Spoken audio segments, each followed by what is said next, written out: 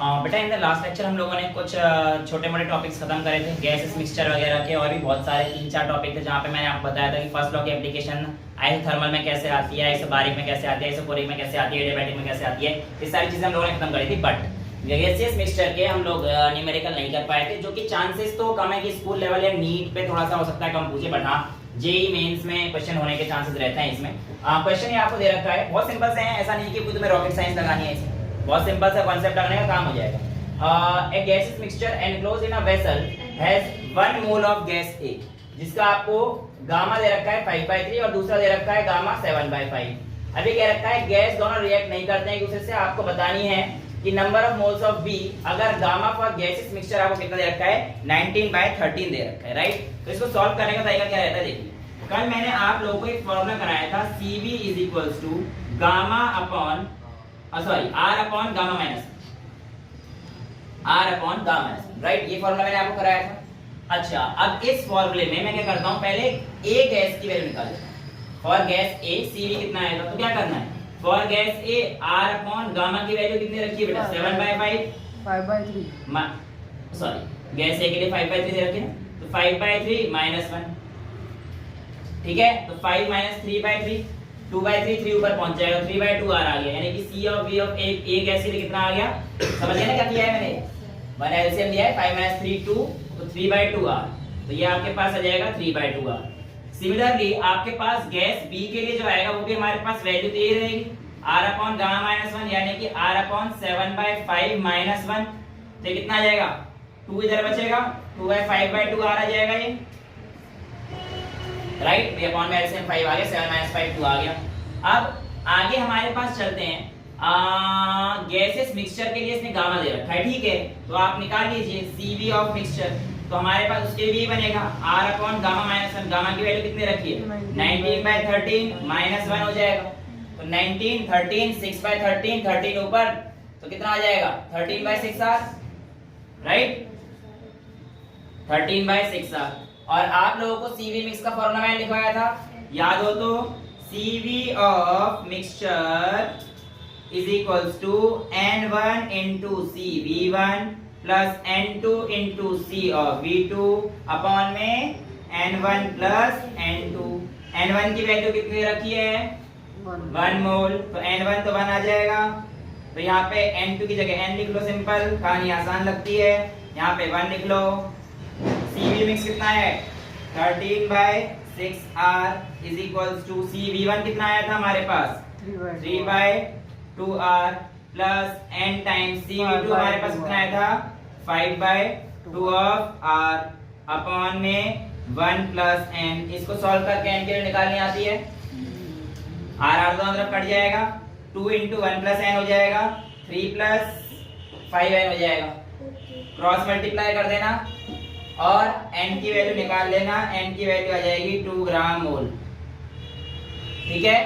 Solve करके आ जाएगा, यहाँ तक ये समझ में आ गया ना कैसे करना है क्वेश्चन, कोई दिक्कत तो नहीं, आसान सा क्वेश्चन था, वैल्यू डालनी होती है और ये फॉर्मूला अगर याद है तो पकड़ लिया तो खत्म, राइट। आगे चलें, आगे का जो प्रोसेस है polytropic process, specially for JEE है, बोर्ड में तो नहीं है, नीट में भी सिलेबस में कभी कभार की चांस है पेपर टकराना हुआ, तो स्पेशली फॉर जेई मैं कह सकता हूँ इसे।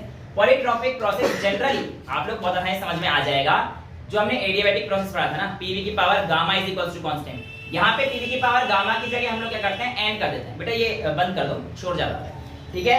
तो हमारे पास PV की पावर गामा की जगह हमारे पास क्या लिखते हैं हम लोग, PV की पावर N = कांस्टेंट लिखते हैं, यानी कि सेम बात है, कोई बड़ी चीज नहीं है, बस यहाँ पे कुछ वैल्यूज फिक्स होती है। आइसोकोरिक के लिए N की वैल्यू ±∞, कैसे आती है इसकी पूरी डेरिवेशन होती है, ठीक है, उसको हमें नहीं करना है, उसमें नहीं जाना है, कोई दिक्कत नहीं है, बस आप इन वैल्यूज को अगर याद रख पाते हैं तो वेल एंड गुड, क्योंकि आप लोग ये सब याद कर चुके हैं। बस आइसोकोरिक के लिए N की वैल्यू इनफिनिटी याद रखिए, आइसोबारिक के लिए N की वैल्यू 0, आइसोथर्मल के लिए N की वैल्यू 1 और एडियाबैटिक के लिए गामा, राइट। बेटा N कोई भी आपके पास नंबर है, N कोई भी एक, जैसे हमारे P की पावर गामा होता था ना एडियाबैटिक में, यहाँ पे गामा की जगह आपके पास एक N कोई भी कांस्टेंट नंबर जिसकी वैल्यू यहाँ पे इसका आइसोकोरिक के लिए इसके बिटवीन लाई करेगी, कोई भी वैल्यू बेटा, कोई भी एक कांस्टेंट वैल्यू आ सकती है, इनमें से कोई, अब आपको देखना है कि प्रोसेस कौन सा है और उसके बेस पे हमारे पास ये आता है। जिस तरीके से हम लोगों ने वर्क डन की पूरी डेरिवेशन निकाली थी एडियाबैटिक की, अब मैं पूरी डेरिवेशन नहीं निकलवा रहा, आप लोगों को शायद डायरेक्ट वैल्यू दे देता हूं। nr upon gamma minus 1 ti minus tf आया था, इसको हमने pi vi minus pf vf upon gamma minus 1 किया था। तो यहाँ पे भी तो वही है, nr gamma minus 1 ti minus tf, gamma की जगह n यूज हो रहा है और कोई अंतर नहीं है, पॉलीट्रॉपिक में और कोई अंतर नहीं है, बस गामा की जगह n यूज हो रहा है। अच्छा अगर मैं tf माइनस ti करना हो तो बाहर माइनस कर दूं, तो बेटा बेसिकली ये वाली कहानी ज्यादा अच्छी लगती है मुझे, यूज इसे भी करेंगे इसे भी करेंगे, बट जनरली अभी के लिए इसे यूज करेंगे। तो माइनस nr समझ में आ गया क्यों हुआ भाई, माइनस करें तो मेरे पास tf माइनस ti हो गया ना। अच्छा एक मोल के लिए n की वैल्यू 1 हो जाएगी और tf माइनस ti को डेल्टा t लिख सकता हूं, तो minus r delta t by n minus 1, तो मैं एक मोल के लिए कहां लूंगा, मेरा वर्डन कितना आ जाएगा r times delta t n minus 1। Polytropic process के लिए वर्डन कितना आता है एक मोल के लिए r delta t n minus 1। यहां तक चीजें क्लियर है, मुश्किल वाली तो कोई दिक्कत है नहीं। अच्छा अब यहाँ पे आते हैं molar specific heat. Molar specific heat Q is equal to NC delta T हुआ करता था, N की वैल्यू है तो Q is equal to C delta T, और from first law of thermodynamics Q is equal to U plus W। अब ये तो हम भूल ही नहीं सकते, ठीक है, तो आप कह सकते हो कि C डेल्टा T, क्योंकि Q की वैल्यू ये है, is equal to C delta T, W की वैल्यू आपने क्या निकाली है minus R delta T by N minus 1, यहाँ पे मैंने पुट कर दी, कोई परेशानी तो नहीं है, सिंपल सी बात आ रही है। अच्छा डेल्टा T सब में कॉमन डेल्टा T उड़ जाएगा, दोनों तरफ डेल्टा टी कॉमन लेके डेल्टा टी उड़ा दूंगा मैं। अब c की वैल्यू यहां पे आ गई cv minus r upon n minus 1। cv की वैल्यू क्या होती थी r अपॉन गामा माइनस 1, ये तो लिखी है, बहुत देर से पढ़ चुके। तो आपके पास c निकालने का एक नया फॉर्मूला कौन सा मिलता है, r upon gamma minus 1 minus r upon n minus 1। तो क्वेश्चन में ऐसे ही पूछ सकता है, डायरेक्ट ये वैल्यू निकालिए, अगर आपके पास दो प्रोसेस दे रखी है उसकी गामा और n दे रखा है तो जेई में बन सकता है। तो आपको पता होना चाहिए कि इसका रिलेशन हमारे पास किस तरीके से बनता है। क्लियर है चीजें, कोई डाउट तो नहीं। अब एक्चुअल में इस पॉलीट्रॉपिक को हम लोग नॉर्मल केस में यूज कैसे करेंगे, तो standard process as a special case of polytropic process, यानी कि प्रोसेस हमारे पास वही चार स्टैंडर्ड प्रोसेस, कौन कौन सी, आइसोथर्मल, आइसोबारिक, आइसोकोरिक और एडियाबैटिक, इन्हीं चारों प्रोसेस को लेके चलेंगे, ठीक है। और n की इन वाली वैल्यूज को इस्तेमाल करते हुए हम अपना सॉल्व कर लेंगे और लास्ट में एक क्वेश्चन देख लेंगे, छोटा सा है पर दिमाग लगाने वाला है, क्वेश्चन भी आसान नहीं है, छोटा सा छोटू सा है। ओके सबसे पहले आता है आइसोकोरिक, ठीक है। आइसोकोरिक के लिए पकड़ लो n की वैल्यू क्या है, इन्फिनिटी, इन्फिनिटी लो ना, प्लस माइनस का केस तो बाद देखेंगे, इन्फिनिटी है।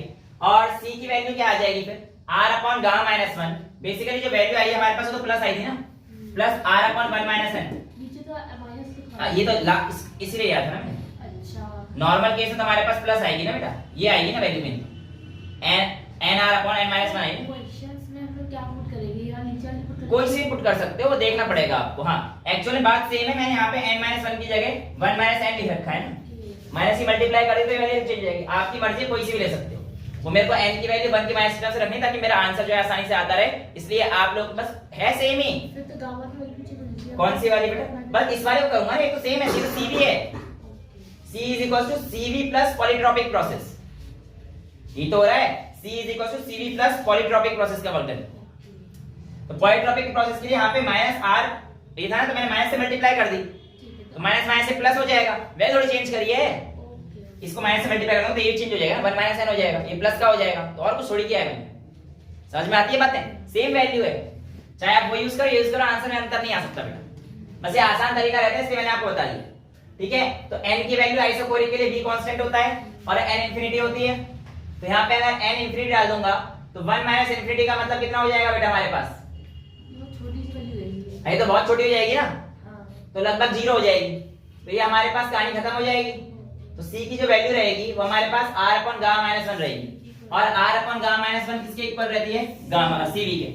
और एक बात भी सही थी, आइसोकोरिक के केस में हमारे पास क्या था, v कांस्टेंट था, u is equal to cv आया था, याद कीजिए, p डेल्टा भी तो खत्म हो जाता था, q is equal to u आया था उसके केस में, बिल्कुल सही बैठ रही है, बात बिल्कुल परफेक्ट है। नेक्स्ट आता है आइसोबारिक के लिए, आइसोबारिक मतलब प्रेशर कांस्टेंट, और आइसोबारिक के लिए n की वैल्यू यहां से पकड़िए, n की वैल्यू 0 है, अगर यहां 1 माइनस 0 करूंगा तो ये वैल्यू किसकी आ जाएगी, 1 ही हो जाएगी, तो Cp is equal to R upon ये Cv हो जाएगा प्लस R, और Cv प्लस R को आप क्या लिख सकते हो, Cp, यही तो कहानी थी, एट कांस्टेंट प्रेशर Cp के इक्वल होता है, एट कांस्टेंट वॉल्यूम Cv के इक्वल होता है, एट कांस्टेंट प्रेशर Cp के इक्वल होता है, ये तो चीजें आ रही है, बिल्कुल फॉलो कर रहा है, यानी कि पॉलीट्रॉपिक प्रोसेस का स्पेशल केस बन रहा है, बात सारी बिल्कुल सत्य है। स्पेशल केस कैसे हुआ, बन तो हुई, अब बन तो भैया, लेकिन n की वैल्यू को पुट कर रहे हैं ना, ये स्पेशल केस बताना चाह रहा है कि आपने इसको ऐसे थोड़ी माना पीवी की पावर गामा या पीवी की पावर से, आप n की वैल्यू को चेंज कर रहे हो ना बार बार।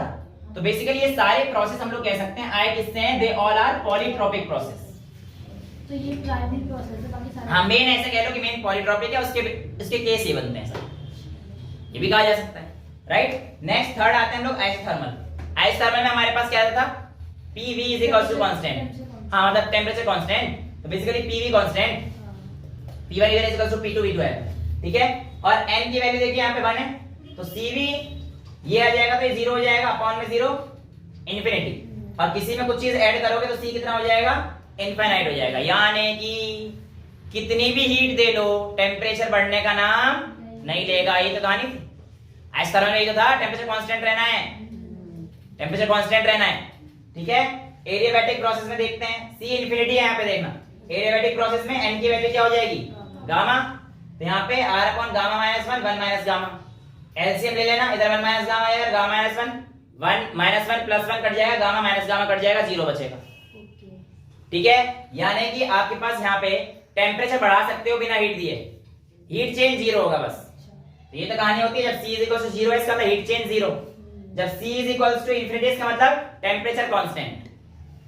ये वैल्यू भी आपको याद रखना, ठीक है। तो इसका जो याद रखना था वो क्या रखना था आपको, PV की power n is equal to constant.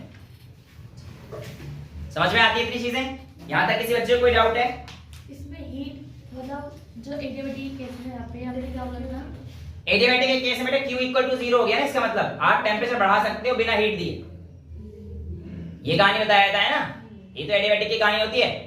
मैंने आपको समझाया था ना कि एडियाबैटिक में हम लोग क्या लेके चलते हैं, जनरली सारी चीजें इंसुलेटेड लेते हैं, बट मैंने कहा था ऐसा भी पॉसिबल है, क्योंकि हमें क्या रखना है बेसिकली, PVT कांस्टेंट रखना होता था, बताया था ना, तो वही वाला केस इसमें आ जाएगा। अच्छा नेक्स्ट क्वेश्चन भी एक अच्छा है, ये कहता है एक आइडियल गैसेस का आपको Cp/Cv की वैल्यू गामा दे रखी है, वो ले रही है is taken through a process in which pressure and volume varies as P is equals to A into V की पावर B, इस तरीके से वेरी कर रहा है, आपको B की वैल्यू बतानी है ताकि जो मोलर स्पेसिफिक हीट यानी कि C इस प्रोसेस में 0 हो जाए, है ना। आसान तो नहीं है इतना, पर मुश्किल भी नहीं है। देखो P is equals to P by V की power B is equals to A हो जाएगा, राइट। V की वैल्यू ऊपर पहुंचाना तो आपके पास क्या आ जाएगा, P इंटू V की power minus B is equals to A। क्या आपको ये कुछ मिला जुला लग रहा है, किससे लग रहा है, PV की power n is equals to constant, तो यहाँ पे A कांस्टेंट का काम कर रहा है, मेरे हिसाब से बिल्कुल सही काम कर रहा है, और n की वैल्यू क्या आ गई है यहाँ पर, माइनस B आ गई है, वैल्यू पुट कर दीजिए CV minus R upon n minus 1, यही तो वैल्यू होती है, C is equals to CV minus R upon n minus 1, right. n की वैल्यू माइनस B, CV की वैल्यू क्या आती है हमारे पास, R upon gamma minus 1, put कर दीजिए भैया जी, C 0 है, for which C in the process is 0, तो 0 is equals to R upon gamma minus 1 minus R upon n की वैल्यू कितनी है, माइनस B है, इसे कंपेयर करो PV की power n is equals to constant से, तो ये हमारे पास वैल्यू क्या आ जाएगी, कांस्टेंट, तो n की वैल्यू हमारे पास कितनी आ गई बेटा, माइनस B माइनस 1, राइट।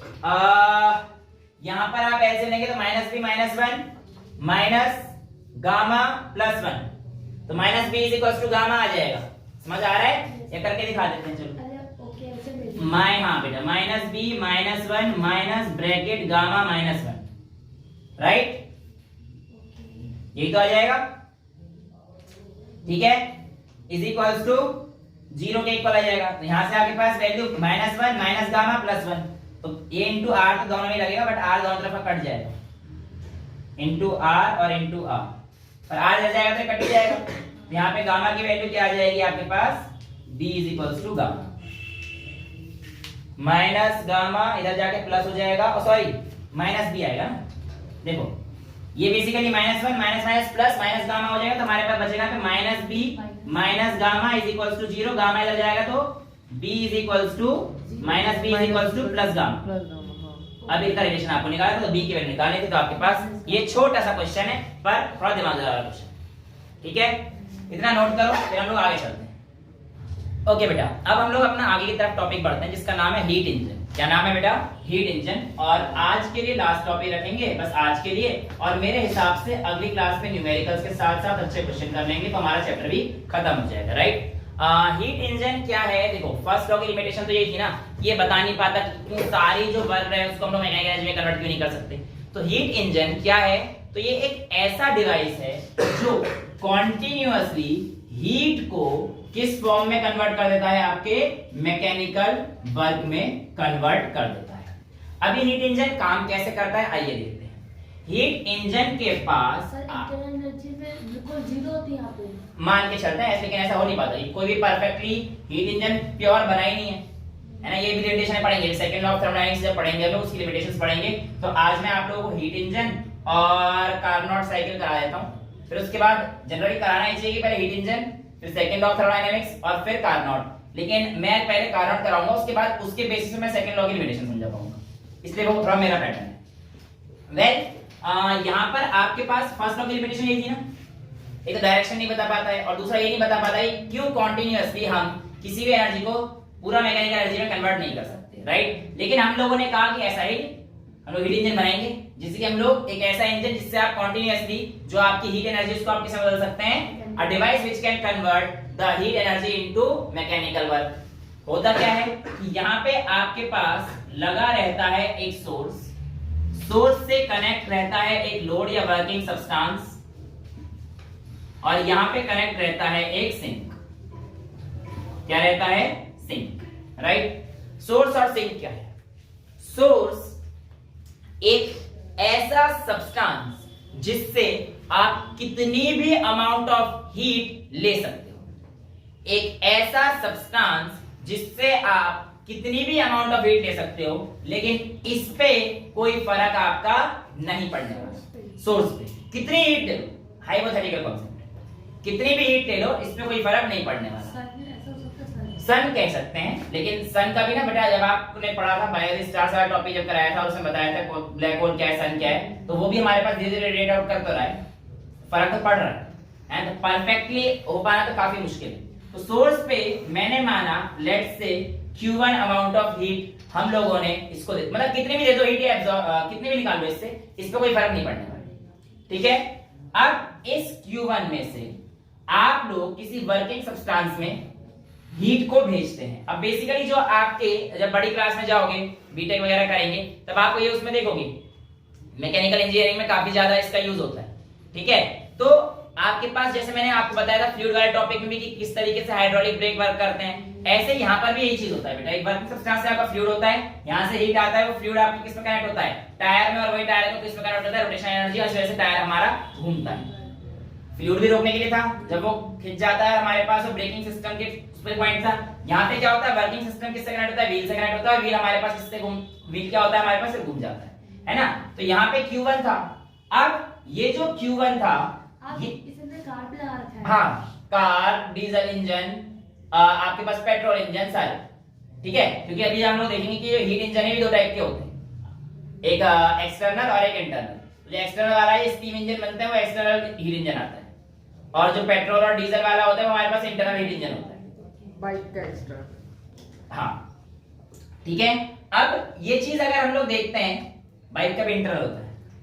अगर हम लोग देखते हैं कि सोर्स हमारे पास है Q1, राइट। अब यहाँ पे वर्किंग सब्सटेंस में कुछ वर्क किया होगा, कितना वर्क किया होगा बेटा? देखो अभी जो सिंक है काम समझना पड़ेगा। उससे पहले सिंक का मतलब है कि आप कितनी भी हीट इसको दे सकते हैं, सब एब्जॉर्ब कर लेगा। कितनी भी हीट इसे एब्जॉर्ब दे देना ये कर लेगा, यानी कि ये हमारे पास जनरली लोअर टेम्परेचर पे होता है और ये हमारे पास हायर टेम्परेचर पे होता है, ये भी आपको याद रखना है, राइट। अब आपके पास यहां पर क्या होगा, जो वर्क डन आएगा वो आपके पास क्या जाएगा? Q1 में से आपने Q2 को माइनस कर दीजिए, आपके पास वर्क डन आ जाएगा, राइट। समझ में आता है? अब आपसे पूछा जाता है किसी भी हीट इंजन की एफिशिएंसी कैसे आती है? तो बेटा अगर आपको याद हो साइक्लिक प्रोसेस, या फिर हम लोगों ने हॉर्स पावर वाली प्रॉब्लम करी थी जिसमें एक मोटर होती है और पानी को इस यहां से लेकर वर्क एनर्जी पावर में उसकी एफिशिएंसी निकाली थी। तो एफिशिएंसी हमारे पास क्या आती है? कितना आउटपुट आया अपॉन में कितना इनपुट था इनटू 100 कर देंगे, वही उसकी एफिशिएंसी। यहां पर भी सेम यही आता है बेटा। आपके पास जो वर्क डन आया वो आपके पास ये आया, लेकिन जो आपका इनपुट था वो आपने कितनी हीट यहां से निकाली थी? Q1 निकाली थी, तो आपके पास efficiency is equals to Q1 by W हो जाएगा। वर्डन तो आपके पास W आया ना, तो efficiency is equals to Q1 by Q1 minus Q2 हो जाएगा, राइट। तो आपके पास एफिशिएंट इनटू 100, एक मिनट, उसमें तो आउटपुट ऊपर लिखा है। क्या कितना आउटपुट रहा, हाँ आउटपुट अपॉन इनपुट इन 100, आउटपुट कितना है Q1 minus Q2 upon Q1, इसको भी उल्टा कर लेना W बाय Q1। गुड बेटा, ठीक है। तो यहाँ पे हमारे पास ईटा की वैल्यू कितनी आएगी 1 minus Q2 bye Q1 into 100, ये क्या आ जाएगी इसकी एफिशिएंसी। तो किसी भी हीट इंजन की एफिशिएंसी को निकालने के लिए हमारे पास क्या आता है 1 minus Q2 upon Q1 into 100। अब Q1 और Q2 आप लोग पता कर चुके हैं कि हमारे पास किस तरीके से आता है, राइट। अब यहां पर हमारे पास एक साइंटिस्ट आए थे सादी कार्नोट। कौन आए थे? सादी कार्नोट। यहां तक समझ में आ गया? सादी कार्नोट ने एक इंजन दिया जिसका नाम था कार्नोट हीट इंजन। क्या नाम था बेटा? Carnot heat engine. और उनके अकॉर्डिंग जो भी हमारे पास हीट इंजन है वो हमारे पास 2 साइकिल में जाती है। कितनी साइकिल में जाती है? 2 साइकिल में जाती है। और वो 2 साइकिल कौन कौन सी है, आइए इस चीज को देख लेते हैं। उन्होंने कहा कि किसी भी हमारे पास हीट इंजन में जो साइकिल जाएगी वो पीवी कर्व की कुछ इस तरीके से जाएगी कि सबसे पहले होगा उसका आइसोथर्मल एक्सपेंशन। यानी कि अगर आपके पास यहां पर वॉल्यूम क्या था, यहां पर प्रेशर P1 था, यहां पर वॉल्यूम V1 था और टेम्परेचर T1 था, तो बेटा यहां पर टेम्परेचर थोड़ी देर जाए। देखो आइसोथर्मल एक्सपेंशन क्या है, यानी कि टेम्परेचर क्या रहेगा, कांस्टेंट रहेगा, लेकिन बाकी चीजें चेंज जाएंगी तो क्या रहेगा P2 V2, लेकिन ये क्या रहेगा T1 रहेगा। यहां तक किसी बच्चे को कोई डाउट नहीं है?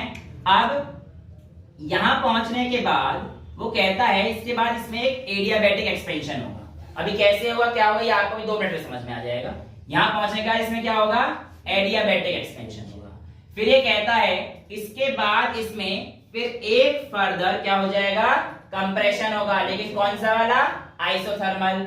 यानी कि यहां से यहां पर इस बार टेम्परेचर चेंज होगा, तो ये आपके पास आ जाएगा P3 V3 T2। समझ में आता है? और इस पॉइंट पर पहुंचते वक्त हमारे पास आइसोथर्मल का टेम्परेचर चेंज होने से रहा, लेकिन प्रेशर वॉल्यूम चेंज हो जाएंगे, तो हमारे पास कहानी ये हो जाएगी। और यहां पहुंचने के बाद फर्दर इसमें क्या होगा, एडियाबैटिक कंप्रेशन। तो यानी कि ये प्रोसेस हमारे पास कुछ इस तरीके से है। कार्नोट साइकिल डिस्क्राइब करने के लिए आ जाता है बोर्ड्स में 11th क्लास में। आप तो कोरोना पीरियड व्यक्ति हैं, आपके सिलेबस से रिलेटेड है, बट आने वाली जनरेशन के लिए जो है उसके लिए इंपॉर्टेंट टॉपिक बनता है ना। तो ये हमारे पास इस तरीके से 4 पॉइंट समझ में आया। ये क्या था बेटा, आइसोथर्मल एक्सपेंशन। ये क्या था, एडियाबैटिक एक्सपेंशन। ये क्या था हमारे पास, आइसोथर्मल कंप्रेशन। और ये क्या था मेरे पास, एडियाबैटिक कंप्रेशन। यहां तक किसी को कोई दिक्कत नहीं? अब मैं नाम दे देता हूं अपने उसमें A B C D। इसके अलावा कुछ पॉइंट्स और होंगे, ये वाला, ये वाला, ये वाला और ये वाला। इसको मैंने दे दिया K L M और N, राइट। अब ये प्रोसेस मुझे कैसे पता कि यहां से यहां पर गया, यहां से यहां पर गया, यहां से यहां पर गया, फिर यहां से यहां पर गया, मुझे कैसे पता, है ना। इसके पीछे की कहानी आप लोगों को ऐसे समझना पड़ेगा। बेटा आप लोगों के पास यहां पर एक इंसुलेटिंग स्टैंड है। क्या है, इंसुलेटिंग स्टैंड। आपके पास जो आप लोगों का वर्किंग सब्सटेंस है वो एक गैस है, आइडियल गैस या फ्लूइड है, जिसको आप लोगों ने आइसोलेशन में डाल रखा है और पिस्टन यहां पर आप लोगों ने लगा दिया, राइट। समझ में आता है? आपके पास यहां पर एक तरफ सोर्स होता है तो दूसरी तरफ आपके पास सिंक होता है। यहां तक किसी बच्चे को कोई डाउट? इंसुलेटिंग स्टैंड लिया है, अब मैं अपने वर्किंग सब्सटेंस है, वर्किंग सब्सटेंस के तौर पर मैं किसको रखता हूं, आइडियल गैस को। सोर्स जहां पे टेम्परेचर क्या है मेरे पास, Q1 रहने वाला है और ये Q2, ये तो मैं आपको समझा चुका ना, इसलिए मैंने इससे पहले वो समझाया था, हीट इंजन, राइट। अब मैं देखो कहानी क्या करने वाला हूं। जब मैं इसको इंसुलेटिंग स्टैंड से उठाकर, केस 1, जब मैं इसको इंसुलेटिंग स्टैंड से उठाकर सोर्स पर डालूंगा, तो सोर्स पर ले जाने के बाद इसमें हीट क्या होगी, दी जाएगी। हीट देने की वजह से Q1 अमाउंट ऑफ हीट जब इसको दूंगा तो गैस क्या करेगी, एक्सपेंड करेगी, और क्योंकि इसका टेम्परेचर तो कांस्टेंट ही रहने वाला है, टेम्परेचर कांस्टेंट रहने पर जो एक्सपेंशन होगा उसे हम लोग क्या बोलेंगे, आइसोथर्मल एक्सपेंशन। इसीलिए ए से बी वाला प्रोसेस क्या था, जब आप इंसुलेटिंग स्टैंड से कहां लेके गए, सोर्स पे लेके गए, तो केस 1 में आप लोग कहां लेके जाएंगे, from insulating stand to source पर लेके गए। और जब आप इंसुलेटिंग स्टैंड से इसको सोर्स पर लेके गए तो आपके पास जो वर्क आया वो कैसा आएगा बेटा, आइसोथर्मल वाला। अब आइसोथर्मल के केस में जो वर्क डन था वो हम लोग कैसे लिखते थे, याद है, 2.303 nRT log V final by initial, याद आ रहा है। और जो हमारे पास वर्डन ड्यूरिंग एडियाबैटिक प्रोसेस था वो था हमारे पास nRT अपॉन गामा -1, ये चीजें याद है। तो ठीक है, आपके पास यहाँ पर आपके कहानी समझ में आ गई है। तो इस केस में जो आपका वर्डन आएगा वो आ जाएगा 2.303 nR, T की वैल्यू क्या आएगी बेटा, T1, ऐसे समझ ना, तो nRT1। यहां तक किसी कोई doubt, log of V final by initial, तो V2 बाय V1, ठीक है। अच्छा, अब यहां पर देखिए, यहां से लेकर यहां तक का जो एरिया है वो क्या मैं कह सकता हूं, ABMKA, ये तो एरिया से कवर किया है, यानी कि ये किसके, वर्डन किसके इक्वल होता है, एरिया अंडर पीवी ग्राफ, और पीवी ग्राफ चल रहा है, तो is equals to area under AB MKA। यहां तक किसी बच्चे को कोई डाउट है नहीं। अब मैंने क्या करा, केस सेकंड में आप लोगों के पास इस सोर्स से अब मैंने उठा दिया है और स्टैंड पर लाके रख दिया है। अब मुझे बताइए, जब मैं स्टैंड पर लाके रख दूंगा तो क्या मेरा टेम्परेचर फॉल होगा, गैस एक्सपेंड करेगी या फिर गैस कूल डाउन होगी, ये आप लोगों को बताना होता है। तो बताइए आपके हिसाब से क्या होगा। नहीं, सोर्स उठा के स्टैंड पर वापस रख दिया, हाँ, तो एडियाबैटिक एक्सपेंशन, गुड सर, आपने बताया रखा है बेटा। एडियाबैटिक एक्सपेंशन है कि गैस तो अभी एक्सपेंड होगी पर धीरे धीरे एक्सपेंड होगी, जैसे यहाँ पे तेजी के साथ एक्सपेंड हो रही थी ना, तो अब की बार जो एक्सपेंशन आएगा वो हमारे पास कितना आएगा, धीरे धीरे। और इसका हमारे पास वर्डन कितना आता है, nR यहाँ पे पहुंचा है फाइनल माइनस इनिशियल टेम्परेचर। तो केस सेकंड में जब आपने सोर्स से इंसुलेटिंग स्टैंड पे रखा तो ये वर्क डन आइसोथर्मल एक्सपेंशन का था, वर्क डन एडियाबैटिक एक्सपेंशन का, ये आ जाएगा nR। फाइनल टेम्परेचर कितना आया, T2 माइनस T1 अपॉन में गामा -1। अब यानी कि ये यहां से लेकर यहां तक की कहानी है, तो ये किसका एरिया आ जाएगा, is equals to area of BC NMB, right, समझ में आ रहा है। तो ये किसका एरिया हो जाएगा, एरिया ऑफ BC NMB, समझ में आ रहा है।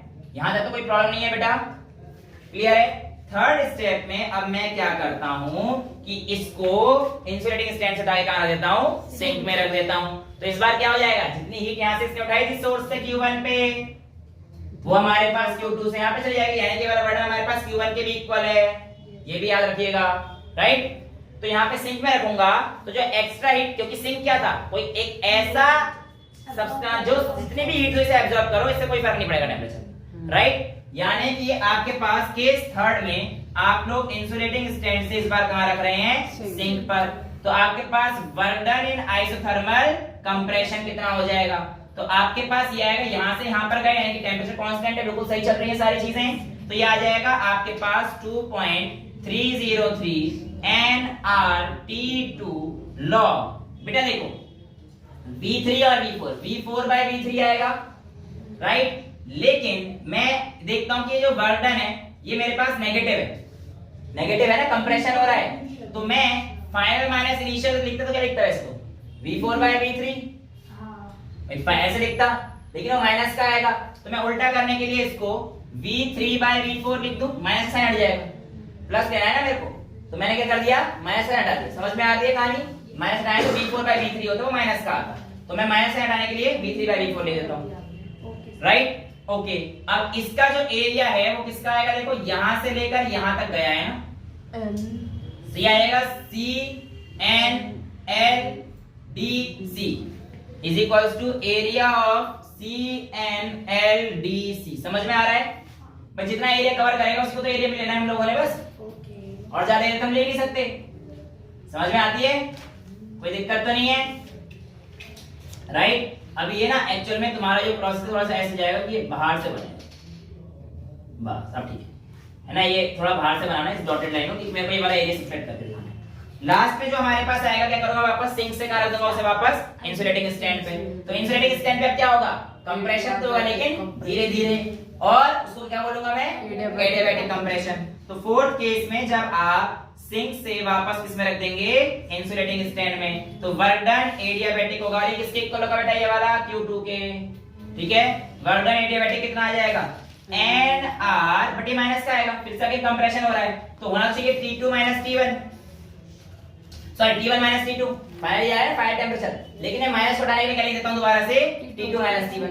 देखो फाइनल टेंपरेचर T1 जा रहा है ना, यहां से T1 माइनस T2 है, बट वो माइनस का है क्योंकि कंप्रेशन है, और कंप्रेशन का वर्क डन माइनस में रहता है फिजिक्स में। तो हमारे पास मैं इसको प्लस में रखने के लिए NR T2 माइनस T1 लिख दिया है अपॉन में गामा माइनस 1, और जो इसका एरिया है किसके इक्वल हो जाएगा, ADLKA, तो is equals to area of ADLKA। Right, समझ में आता है? अब यहां पर आप लोगों से बोला जाता है टोटल वर्क डन कितना हुआ, तो टोटल वर्क डन के लिए आप लोग क्या करेंगे बेटा, सारे एरिया को प्लस कर देंगे, W1 plus W2 plus W3 plus W4, ये सारे आपके पास 1 2 3 4 ही हैं। अगर आप इन्हें प्लस करते हैं तो आपके पास आ जाएगा वैसे तो अगर आप ध्यान से देखेंगे तो आप देखो, ये देखो इससे पूछता है कौन सा वर्क डन इक्वल, देखो एडियाबैटिक का वर्क डन इक्वल है NR T2 minus T1 upon gamma minus 1, NR T2 upon T1 minus gamma minus 1। Right, तो यहां पे आप देख सकते हो टोटल वर्क डन जो आएगा सब ये एक्सपेंशन का है और ये कंप्रेशन का है, ये एक्सपेंशन का है W1 और W2 तो, और ये कंप्रेशन का है, तो उसको माइनस कर दूंगा मैं, ये वैल्यू माइनस ही क्यों आई, ये कंप्रेशन की। राइट, तो W1 माइनस W3 बनेगा वैसे, क्योंकि W2 और W4 तो इक्वल है, बट फिर भी मैं एक बार सारी वैल्यूज लिख दूंगा क्योंकि मेरे पास जो फाइनल आंसर आएगा वो सारी वैल्यूज को लिख दिया जाएगा। तो is equals to area of ABMKA plus BCNMB minus CNLDC, ये सब एरिया इसे डाल रहा हूं, माइनस एरिया ऑफ इसका, माइनस एरिया ऑफ इसका, और माइनस एरिया ऑफ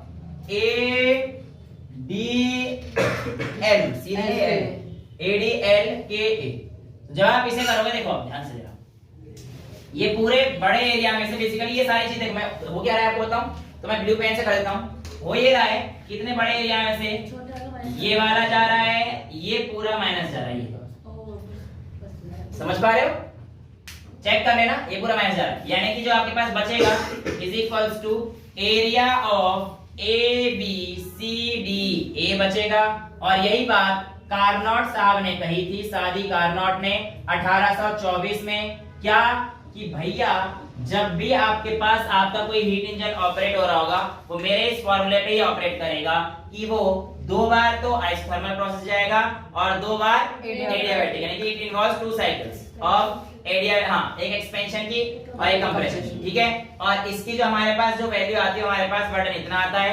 अब इसकी एफिशिएंसी वगैरह भी हमारे पास वैसे आएगी उतनी, जब निकालिए कौन सी 1 माइनस Q2 by Q1 है ना, एफिशिएंसी तो वैसी आएगी, लेकिन इसके आगे और भी चीजें हैं और इसको मैं यूज करूंगा अभी आने वाले टॉपिक में, रेफ्रिजरेटर, हीट पंप वगैरह में। लेकिन आज के लिए इतना ही रखते हैं, काफी है इतना, समझ में आ गया है। इसमें किसी को कोई डाउट है हीट इंजन और इसमें टॉपिक में? इसके बाद में शुरुआत कहां से करूंगा, सेकंड लॉ ऑफ थर्मोडायनेमिक्स से और आगे टॉपिक से, लास्ट क्लास में खत्म हो जाएगा अगली क्लास में। आज के लिए इतना ही रखते हैं, that's all for today, thank you so much.